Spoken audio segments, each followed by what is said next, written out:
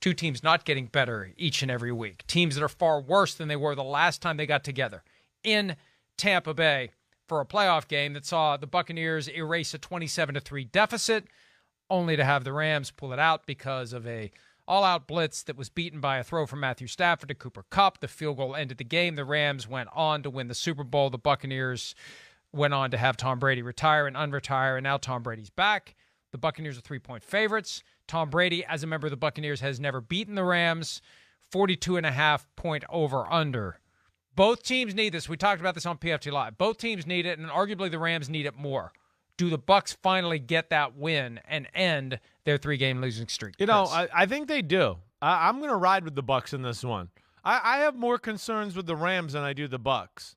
I think, usually in this matchup, and again, it's not that it doesn't hold true here, that I always kind of worry about Brady versus the pass rush of the Rams, and they've had their issues there. And I think, again, that's going to be a problem. It's not going to be easy, certainly, for the Bucs to block that group up there.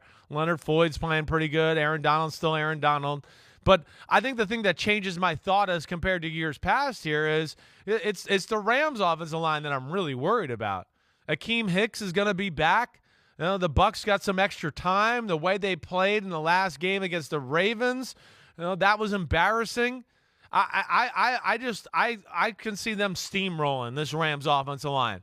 Really, the Rams are, when they get points on a drive, it's only because of oh my gosh, Matt Stafford made 2 or 3 unbelievable throws that make it happen. Last week in the 49ers game, that's all it was. It was, protect your life because you're going to get crushed. And then, hey, when you just have an extra half a second, can you make an unreal fucking throw and maybe help us there? And that's what he's done. But that's all they're relying on. That's all they're capable of. So that's where I just don't see the Rams offense being able to do anything in this one. And if you're going to make me one team back against the wall, tough, got to figure out a way to win, yeah, I'm going to go with the Bucs at home with this one with a little bit of extra time, and I'm going to have them pulling it off 24-20 here. I think there's something to be said for what Sean McVay has been able to do against Todd Bowles' defense. Yeah. And I'm not going to overlook that reality. And Todd Bowles has to have it somewhere in his head, the defense he called that resulted in the Rams winning that game. And they were asking Todd Bowles about it this week. And, about the matchup. Oh, we're just trying to win a game. Like, he wants to gloss over the fact that Sean McVay owns Todd Bowles the way Kyle Shanahan owns Sean McVay. And that stuff happens around and around. There are wrinkles like that in the NFL. That said, I like the Bucs by 1 point, 24-23. I'm splitting the baby. I'm threading the needle. I'll take the Rams to cover, the Bucs to win. By the way, we must issue a correction so that we are always accurate and transparent in everything we say. The Lions were the first team to sweep Rookie of the Year. They're not the only team, as Pete pointed out, even though I have told him as politely as I could to f*** off in the sheets. He is being persistent. The Saints in 2017, Alvin Kamara, Marshawn Lattimore, Offensive and Defensive Rookie of the Year. So, it's happened twice. It could happen thrice this year with the Seahawks. But anyway, you got anything more to say about this? I guess this is the game of the afternoon. We still have Titans-Chiefs on Sunday Night Football, but the game of the afternoon is Rams-Bucks because of how desperate both teams are. Yeah, I look at the Rams, and you kind of said it, I think, on Tuesday, or maybe it was Wednesday morning. I think it was a blessing in disguise that none of these trades worked out, that they got them. I don't think this is a year that one guy puts them over the top or one guy makes them all of a sudden a real threat in the NFC. They got the trade they wanted. I would have gone, oh, well, maybe now they can be the 7th seed in the NFC playoffs. I see less that makes me confident about the Rams turning this around than I do the Bucs.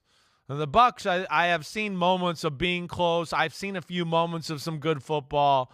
I've seen, the defense be dominant here and there. I don't know. There's a part of me there where I just feel like there's a little more potential for the Bucs to turn things around than the Rams, where I just think the Rams are going to have to gut it out every week. I think it's going to be one of those years where they're going to scratch and claw to be 7-10 some way miraculously the more and more I watch them. One thing about the Rams, and this is kind of funny because someone reached out to me who knows exactly what happened.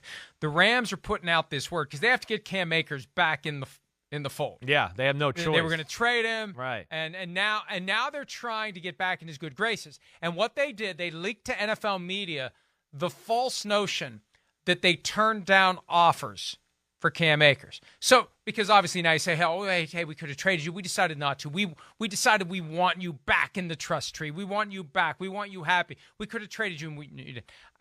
I'm told that they were desperately trying to get anyone to take this guy.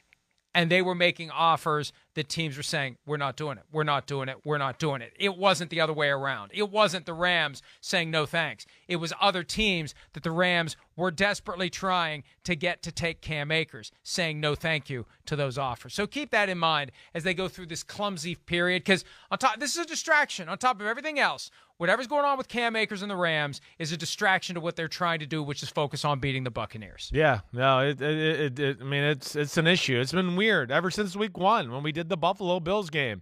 He's in the doghouse, and again, I don't know exactly what he did or what happened.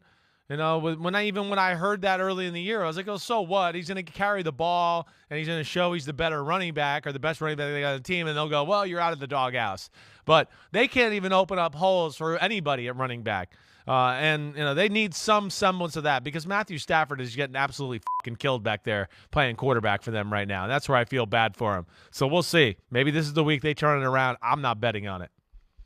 Hey, one person explained it to me weeks ago, and I don't know what's true or not. I just know what people who are connected in league circles are telling me, that Akers had gotten to the point where he'd had enough of Sean McVay's shtick, and he may not be the only one. I'm just telling you what I'm hearing.